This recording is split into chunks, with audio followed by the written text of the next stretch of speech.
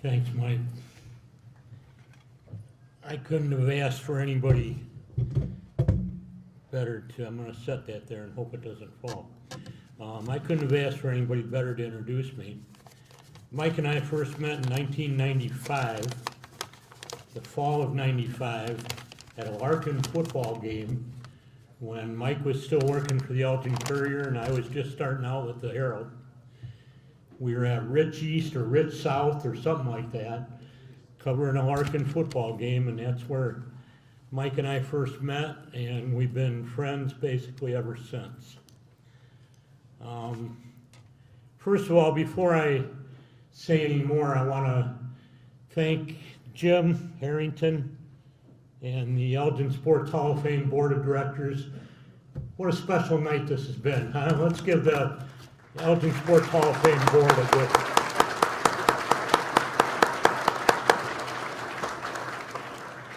You know, they say timing is everything, and timing certainly is everything tonight, because there's so many ties that I have to this group of people who have been inducted and recognized tonight, starting with the 50th year of Title IX. When I started my career sports writing in the early 70s, mid 70s, girls sports had not even become recognized by the IHSA yet. In 1987, when my sister played basketball at Burlington Central against Beth and St. Ed's, that's when I really started kind of saying, you know what, these girls deserve more ink than they're getting. So for the better part of my career, I tried to do just that, and while I always loved covering boys basketball, football, baseball, I kind of formed a niche in covering girls sports. And, you know, Amy, I wrote about Amy back in the 80s, and, you know, there's so many people in this room. And that's why I don't want to talk about my career, because I couldn't have done what I did without all of you. Without every single person in this room, I would not have accomplished what I accomplished, and I wouldn't be standing up here tonight. So first of all, congratulations to all the award winners. I need to single out a couple of them. Hannah, I go back to the Jenny Parks days. Now, I don't know how many of you in this room remember Jenny Parks. I know Dave does. Hannah Perryman was the best pitcher to ever touch a softball in this city. Jenny Parks, Liz Waller, Mel Dickerson. There have been a lot of good ones, but Hannah, you were the best. Beth, you know, Beth and I go way back. Prior to IHSA days, and since you've been with the IHSA, congratulations, you are most deserving of your award tonight. That Larkin girls volleyball team, I was there that night, OB. I'll never forget that night. I know you girls won't either, you ladies won't either. But what a lot of people don't remember about those ladies is they went on for the next 2 years, many of them, 5 or 6 of them at least, went on to play at ECC for Jeff Weathers, and we had a couple of really nice weekends in Battle Creek, Michigan at the NJCAA Nationals those 2 years after Larkin. So that ties in. That ties in.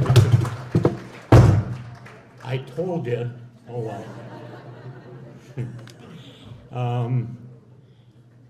So I'm not gonna say very much about me. I want to thank some people, and then we can wrap this up. This is the second year in a row, by the way, that I wrapped up this banquet. Last year I got to introduce Danny Sheldon, who couldn't be here to wrap it up. So let me start with some thanks. First of all, the people at my table tonight. Mike, Chris, Kylie, glad you guys could be here. Courtney, LaFurl, and Jackie Corn Frazier. I don't know if she's still awake, listening or not on the YouTube thing. She couldn't be here because her daughter is ill. She was going to be here. But through my years at the Daily Herald with the Lightning and everything I did over the last 20 years especially, I could not have come up with two better friends and confidants than Courtney and Jackie. Steve Reeve, my softball partner, thank you for coming up tonight, Steve. Early on in my career at the Courier News, I'm going to bring up a couple of names that other than Dave St. John and maybe a couple other people in this room might not remember. Stan Shallett. Stan was the former sports editor at the Courier, gave me my first real opportunity to be a paid sports writer. Bill Kent, Tom Robeson was our staff back then. And carrying on through that time with Don Wojciechowski. I think a lot of you remember Woj. Gave me opportunities. The first real opportunity I had to put my name on some meaningful stories was the Hampshire football team back in 1976, 78, 79. When they won state championships and finished second. Ron Ellett, who went on to be an Elgin High football coach for a couple of years. And moving through time with the St. Ed girls basketball program, not only in the late 80s with Beth, but into the early 90s when Jack Miller took him downstate with Ingrid Crane and Holly Rillinger was it? I can't. But there were many St. Ed's girls basketball teams, and then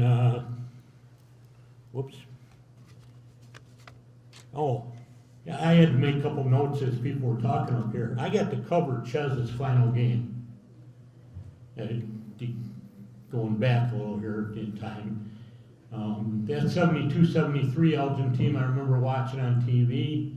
It was that game downstate. And then in 1985, I believe it was, 86, whenever Chez retired, he lost to Homewood Flossmoor, I believe it was, at East Aurora in the Super. His last game, I got to cover that. That was a thrill. Moving on into my Daily Herald years, people like Aaron Gabriel, Tom Quinlan, John Lampin, and Jim Bauman, Mike Smith, all people that I owe a debt of gratitude to for their support. Some of the early years in my career at the Herald were centered directly around Elgin High basketball, girls and boys. 1996, the Elgin girls team with Lee Turek and Mark Scharf coaching them. I know Scharf's on the YouTube thing. I don't know if Turek's still awake down in Florida, but those guys, and I have to say a special thank you to Mark tonight for nominating me for this award. But that was the first year, my first year at the Herald was 1995-96, and I got to cover that team downstate. Thought they had it, but came up one game short, losing to Stevenson in the state finals. And then Jim's teams with Sean and all those guys that followed a couple years later and went to Peoria. And, moving on in through there with Darren getting Larkin downstate. And, there's just been so many teams and individuals that I could stand up here all night and not remember every one of them. My relationship with the IHSA has just been phenomenal. Jim Flynn, back in the day, asked me to be on the IHSA Media Advisory Committee 1 year. It's supposed to be a 3-year term. I ended up 9 years on that committee. And in those 9 years, a lot of people say negative things about the IHSA. It's a governing body. It's going to get negative comments, negative reviews. One thing I learned about the IHSA is there's not one person that I ever worked with at the IHSA that did not have an incredible passion for their jobs and for what they do for student athletes. I use that term because I think a lot of times we forget that it's student athletes. How many student athletes make a career out of the athlete part? A very, very low percentage. The student part is something the IHSA stresses, always has, always will. Matt Troha, who is the media liaison down there now, I've got a great relationship with him, and of course Scott Johnson, 1974 Elgin High grad, who was inducted last year here.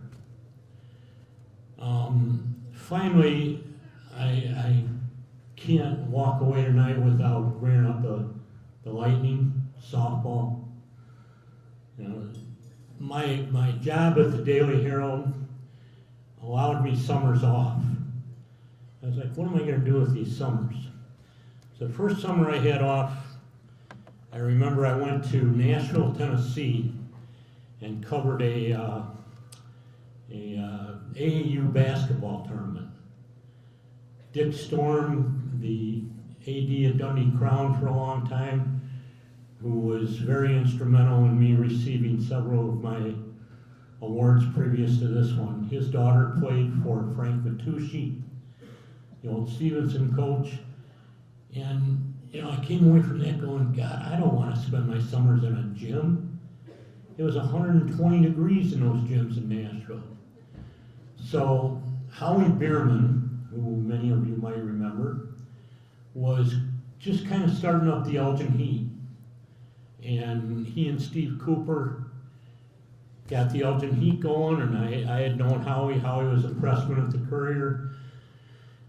Howie coached Jenny Parks when Elgin Senior Little League, Elgin National Senior team won a state championship. So I kind of latched on to Howie, and my dad had played fast pitch softball at Wing Park in the church leagues back when I was a kid. My mom passed away when I was young, so I tagged along all the time. I was like, hey, this softball thing could be kind of neat. Well, 25 years later, or 27 years later, I'm still going with the Lightning. We're still doing 2 tournaments next summer. That's it, Steve, we're done. We're done after next summer.